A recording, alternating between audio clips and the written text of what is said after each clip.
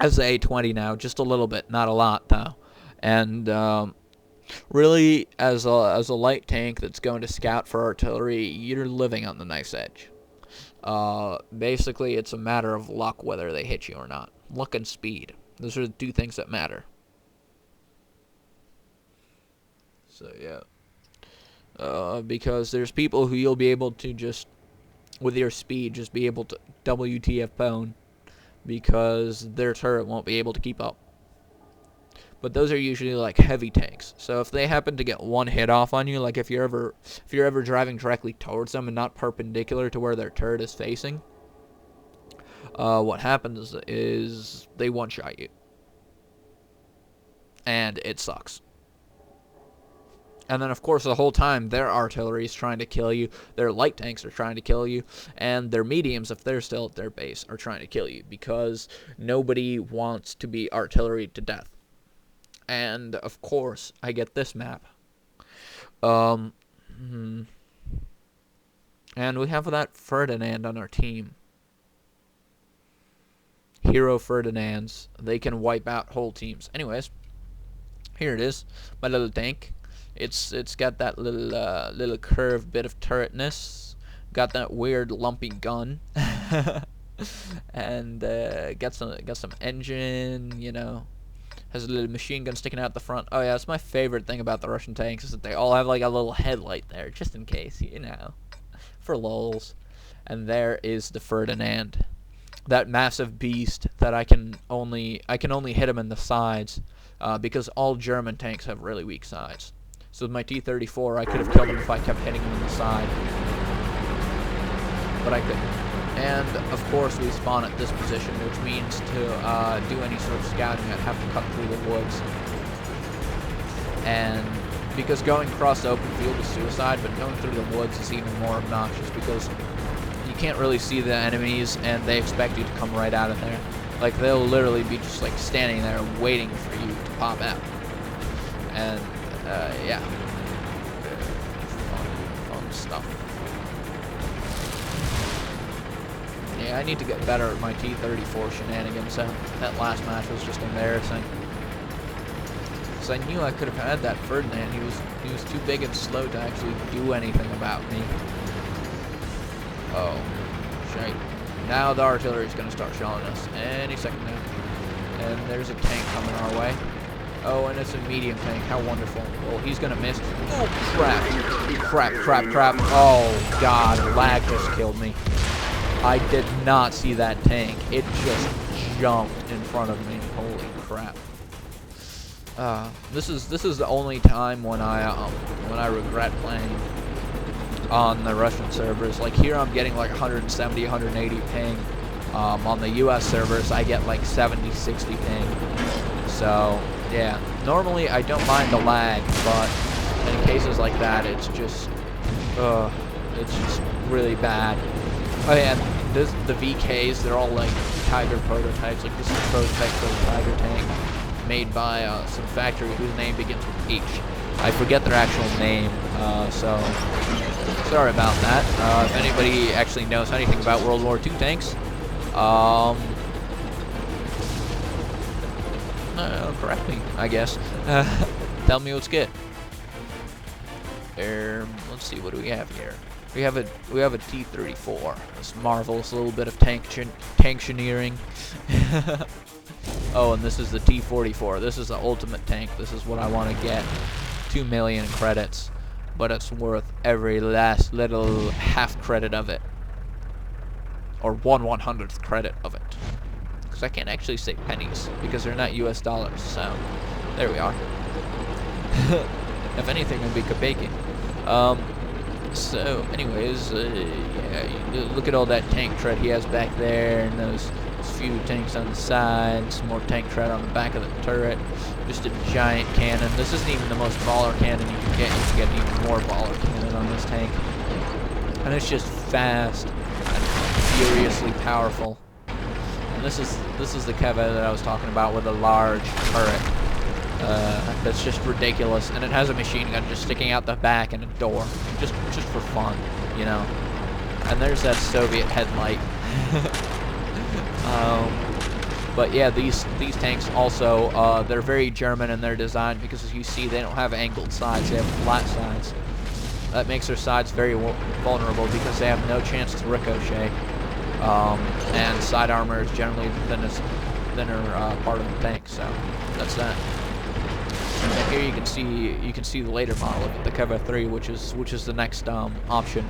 That and the Keva IDS, but most people choose to go with the Keva 3 because it's considered to be the superior tank.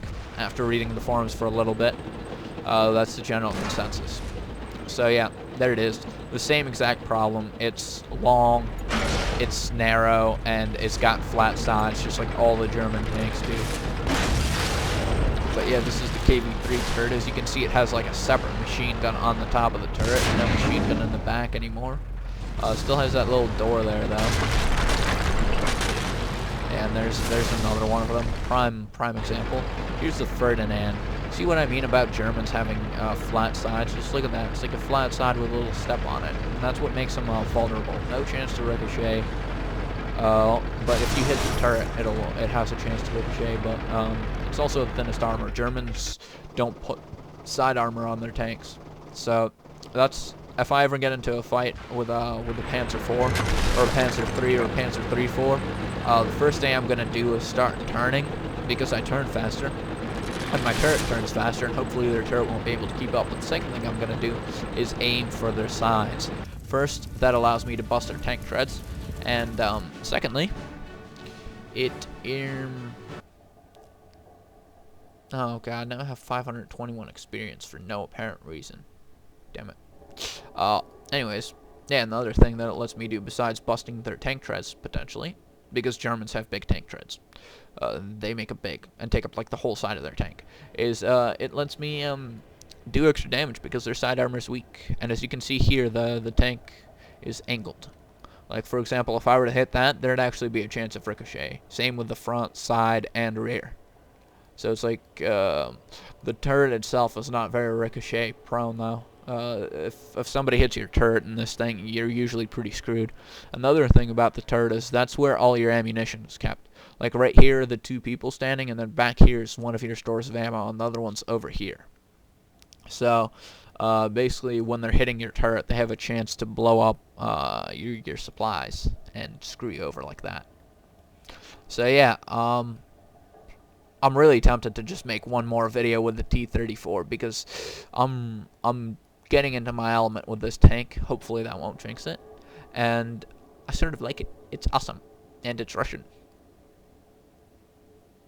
Oh, so yeah, I decided to make like one more match of the T-34. But another quick little thing that I want to show you is this is actually pretty cool. There's obviously been a bunch of really high level matches that have just started. As you can see, the server's full to the brim. That's why it takes so long for a match to happen. There's actually a limit on the amount of stuff that can happen. Anyways, what was I gonna say? Oh yeah, right. You can just see this concentration just drops off after 5 and peaks at level 3, and 5 is the level of T-34. So everything above that, just not really that many of them in line compared to how many of these are in line. Like Tier 2 and 3 are just ridiculously popular right now. There's not a single Tier 10 looking for a game right now. And Tier 8 is the highest you can get with medium tanks. So that's that. It's actually really interesting how the Panther tank, with a TH, not a Panzer. Panther. Yeah, there we go. Whatever. It's hard to enunciate a th. Anyways, yeah, there's not that many people with one, but T-44s are very common. So the T-44 branch of medium tanking appears to be a lot more popular than the Panther branch, even though it is debated by some that the Panther is a superior tank, especially since the T-44 has been nerfed. It was deemed to be overpowered and put in its place. Oh yeah, and just to show you guys, they have twice the amount of artillery that we have, so this match is going to be a horrendous loss for us. And we do have 3 scouting tanks, and what will happen with those is they will run in and get themselves killed within about the first 2 minutes of the game. And then we have a bunch of medium tanks, including crappy medium tank, good medium tank, crappy medium tank, A decent medium tank. Actually, look at this. This is a Panzer 3 and a Panzer 3, right? There's just a large difference in between the two. No, there really isn't. They're all the same. I was just making fun of them. They're very awkwardly proportioned. Let's put it that way. That's the nicest way I can put it right now. Is the Panzer 3? Panzer 3s are all awkwardly proportioned-ish. I mean, sure, there are Germans who will be like, German tanks were the best, and perhaps they were, but I don't like the way they look. So probably there's only a couple of German tanks that I like the way they look, and actually the Panther is one of them. I like the way the Panther looks. So in a different world, I might have tolerated the German tanks up until I could get to it, because I really don't like the VKs. The VKs all end up being awkwardly looking, some more than others. The 3601 is probably the worst looking out of the bunch. It's like the ugly duckling of the ugly ducklings. Oh, there's one of their artilleries, and holy crap, I'm getting artillery. Let's just help this guy out here.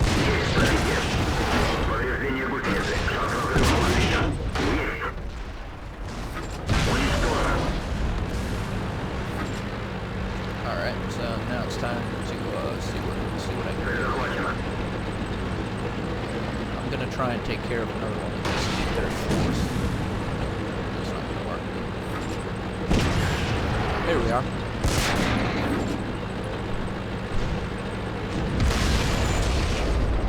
Oh crap. I'm just gonna hide behind this guy right now. As I said, medium tank shenanigans, and I just hit him again.